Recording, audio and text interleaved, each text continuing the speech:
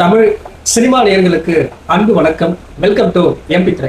இந்த ஷோல ஃபயர் அப்படிங்கிற தமிழ் திரைப்படத்தினுடைய ரிவ்யூ தான் நம்ம பார்க்க போறோம். இந்த படத்தை JSK எழுதி இயக்கியிருக்காரு. இந்த படத்துல வந்து பாத்தீங்கன்னா பாலாஜி முருகதாஸ், ரச்சிதா மகாலட்சுமி, பல நட்சத்திர பட்டாளங்கள் இந்த படத்தில் நடிச்சிருக்காங்க. இந்த படம் எப்படி இருக்கு, இந்த படத்தினுடைய கதை என்ன அப்படின்னு சொல்லி பார்க்கலாம் வாங்க. படத்தினுடைய நாயகன் பாலாஜி முருகதாஸ் காணவில்லை அப்படின்ற மாதிரி அவருடைய பெற்றோர்கள் போலீஸ்ல புகார் கொடுக்குறாங்க. அந்த புகாரின் அடிப்படையில போலீஸ் விசாரணையை மேற்கொள்றாங்க. அப்படி விசாரணையை மேற்கொள்ளும் போது பல திடுக்கிடும் தகவல்கள் வெளியே வருது.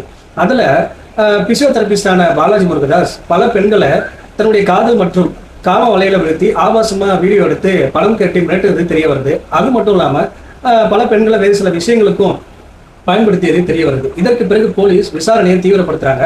அப்படி தீவிரப்படுத்தும் போது பல திடுக்கிடும் தகவல்கள் வெளியே வருது. அது மட்டும் இல்லாம காணாம போன அவர் உயிரோடு இருக்காரா இல்லையா, பல பெண்களை எப்படி தன்னுடைய காதல் வலையில விழ வச்சாரு, இப்படி பல கேள்விகளுக்கு பதில் சொல்லக்கூடிய படம் தான் இந்த ஃபயர். இந்த படத்தை பத்தி அலசணும் அப்படின்னா உண்மை சம்பவத்தை மையமா வச்சு இந்த படத்தை எடுத்திருக்காங்க.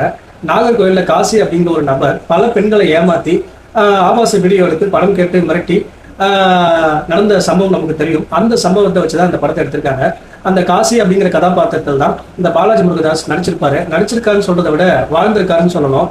அந்த தவறான கதாபாத்திரத்தை தன்னுடைய நடிப்பின் மூலமா வெளிப்படுத்தியிருப்பாரு.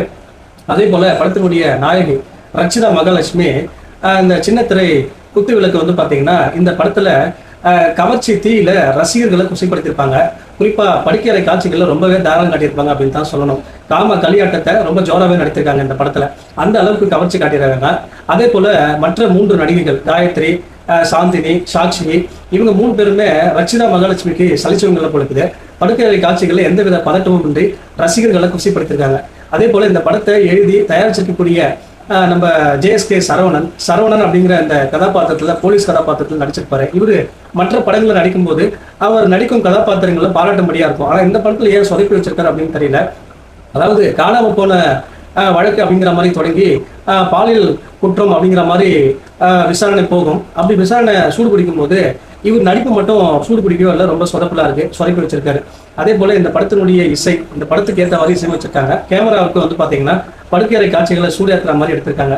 மற்றபடி அதாவது இந்த படத்துல பெண்களுக்கு எதிரான குற்றங்கள், அந்த குற்றங்கள் இருந்து பெண்கள் எப்படி தங்களை பாதுகாத்துக் கொள்ள வேண்டும், எப்படி விழிப்புணர்வா இருக்க வேண்டும் அப்படிங்கிறத கதை பேசினாலும் வசனங்கள் எதுவுமே வந்து பாத்தீங்கன்னா பெரிய அளவுல அழுத்தமா இல்லை. அதே போல இந்த படத்தை எழுதி இயக்கக்கூடிய JSK உண்மை சம்பவத்தை மையமா வச்சு எடுத்துப்பாரு. உண்மை சம்பவத்தினுடைய பின்னணியோ அல்லது இந்த மாதிரியான ஆபத்துகள்ல பெண்கள் மாட்டிக்கும் போது எப்படி தப்பிக்கணும் அப்படிங்கிற வழியோ எதுவுமே சொல்லாம உண்மை சம்பவத்தினுடைய கருவை மட்டும் வச்சுக்கிட்டு ஒரு முழுக்க ஒரு காமலைகளை படமா எடுக்க வச்சிருக்காரு, ரசிகர்களை குஷிப்படுத்த. அதே போல படத்தினுடைய ஆரம்பத்திலேயே பிசியோதெரபிஸ்ட் வந்து காணாம போயிடுறாரு. அவரை தேடும் முயற்சியில போலீஸ் ஈடுபடும் போது இது ஒரு பாலியல் குற்ற வழக்கு அப்படிங்கிற மாதிரி விசாரணை சூடு பிடிக்குது. என்னதான் படம் சூடு பிடிச்சாலும் அந்த திரைக்கதையை ஒரு சரியாவே பயன்படுத்தல அப்படின்னு தான் சொல்லணும். 2ஆம் பாதியில நாயகனை வச்சுட்டு அந்த 4 நாயகனையும் ஜூஸ் பிரிகிற காட்சி எடுத்து வச்சிருக்காரு. மொத்தத்துல இந்த ஃபயர் ஒரு பலான படம் அப்படின்னு தான் சொல்லணும். இந்த படத்துக்கு நான் கொடுத்த ரேட்டிங் 5/2. அடுத்த வருஷத்துல சந்திக்கலாம். நன்றி, வணக்கம்.